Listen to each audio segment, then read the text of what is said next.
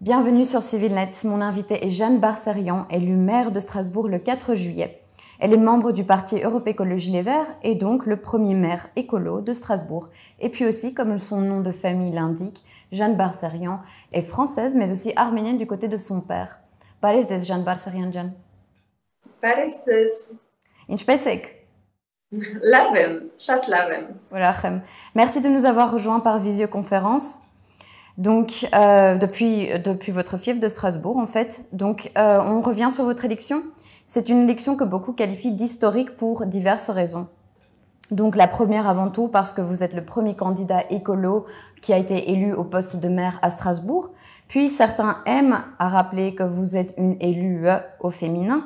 Et puis enfin, pour la communauté arménienne, tant dans la diaspora que pour les Arméniens vivant en Arménie, c'est une fierté en fait d'avoir une Arménienne, une élue d'origine arménienne qui prend la tête d'une des villes les plus importantes, d'une des villes centrales d'Europe.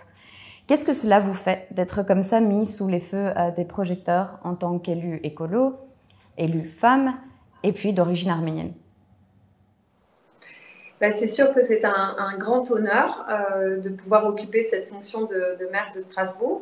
Alors Strasbourg a déjà eu 2 femmes maires dans son histoire, donc de ce point de vue, ce n'est pas une nouveauté. Il faut croire que les Strasbourgeoises et les Strasbourgeois sont habitués et aiment avoir des femmes élues de leur ville. Par contre, vous avez raison, c'est une vraie nouveauté que je sois écologiste et en fait, aux dernières élections municipales, de très nombreuses grandes villes françaises sont passées aux responsabilités par des écologistes. On peut parler de Lyon, on peut parler de Bordeaux, donc Marseille, on peut parler de plusieurs villes comme ça qui ont basculé parce qu'il y a une véritable vague verte en France et en Europe. Et puis par rapport à vos origines arméniennes, vous savez, on en a énormément parlé partout, que ce soit en Arménie, dans les médias, que ce soit dans la diaspora. C'est aussi quelque chose qui a une importance supplémentaire. Et dans ce rôle-là, ça vous fait quoi? Oui, bien sûr, j'ai conscience que pour la communauté arménienne de Strasbourg, de France et de par le monde, que bien sûr, ça a une signification d'avoir une française d'origine arménienne, maire d'une grande ville française. J'en suis très heureuse. D'ailleurs, il y a de nombreux Arméniens à Strasbourg, mais aussi de par le monde, qui m'ont envoyé beaucoup de soutien et d'encouragement pendant la campagne, et des félicitations aussi. L'ambassadrice d'Arménie aussi. Et je dois dire que j'en suis fière parce qu'à Strasbourg, nous avons le Conseil de l'Europe, le siège du Conseil de l'Europe, avec l'Arménie qui en fait partie.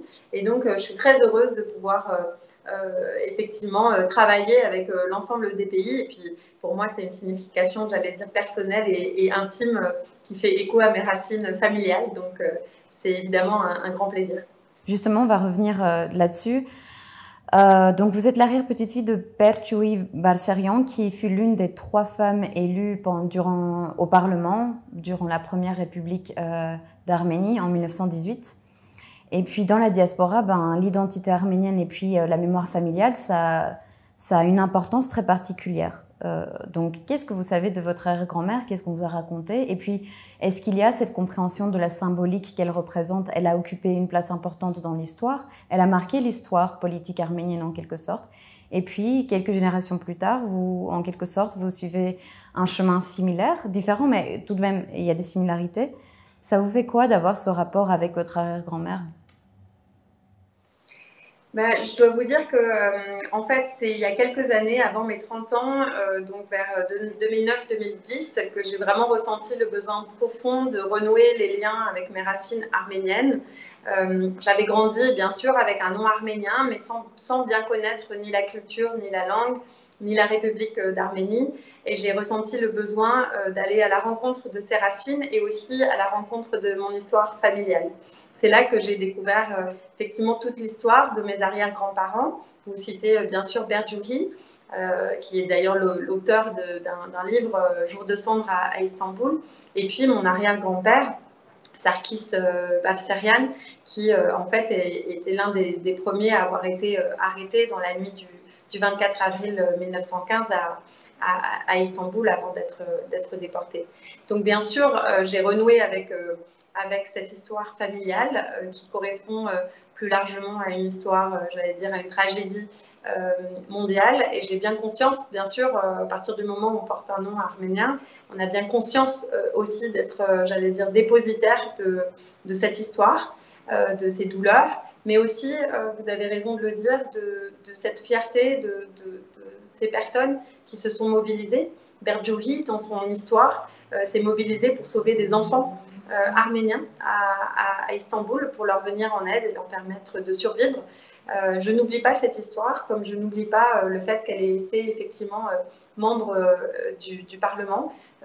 Voilà, on dit que dans l'histoire, il y a parfois des cycles qui se répètent, et c'est un clin d'œil en tout cas qui me touche très profondément.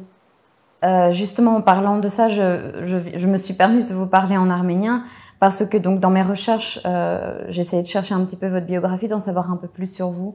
Donc vous avez appris l'arménien justement à la recherche de vos racines, pour nouer un peu plus avec vos racines. Et puis quand j'ai creusé, j'ai aussi vu que vous avez été investi dans des projets en Arménie de tourisme durable.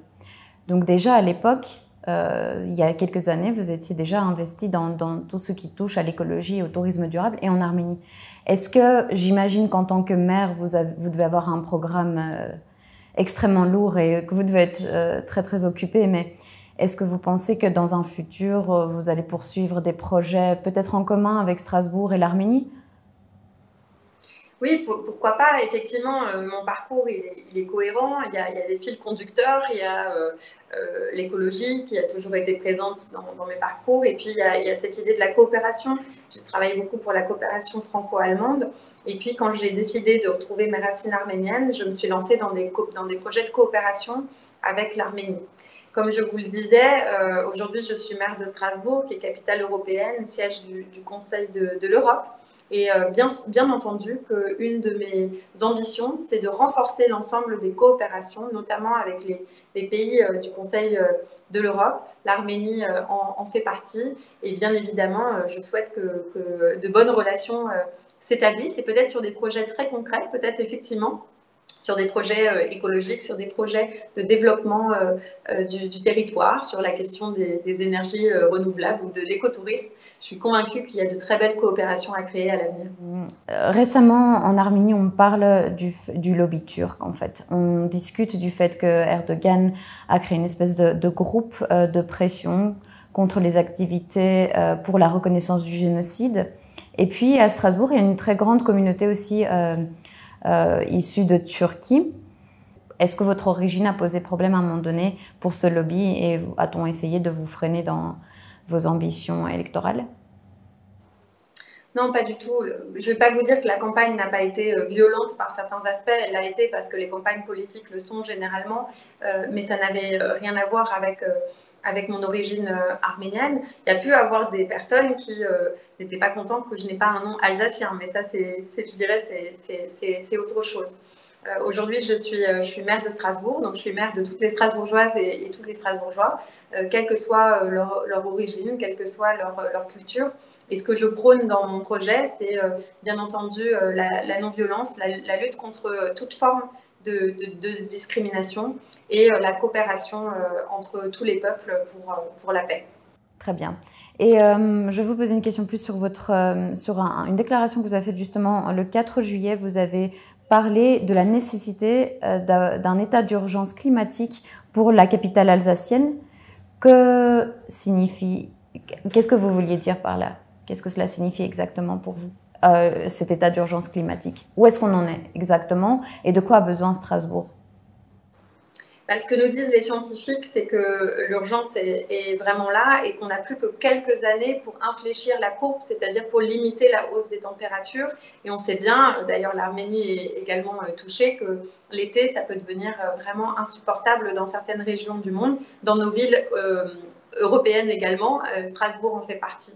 Et donc, cette idée de déclarer l'état d'urgence climatique, c'est de dire qu'on ne peut plus attendre et que dans l'ensemble de nos politiques publiques, nous devons avoir cette ambition de mettre le climat comme priorité et de l'avoir toujours en tête pour modifier nos mobilités, notre manière de nous déplacer, notre manière d'aménager la ville pour qu'il ne fasse pas trop chaud, justement l'été. et petit à petit de transformer également les activités économiques et industrielles pour qu'elles soient les plus durables possibles. Vous parliez de projets futurs. Dans votre programme électoral, qu'est-ce qui est le plus urgent à mettre en place selon vous? On a beaucoup d'urgence en fait en cette année 2020 parce que bien sûr on a été très fortement impacté par la crise sanitaire. Strasbourg et la région du Grand Est en particulier. Moi-même j'ai été atteinte par le virus, mais de nombreuses personnes ont été malades ou sont décédées. Et donc notre région, elle est aujourd'hui atteinte par une crise économique et sociale.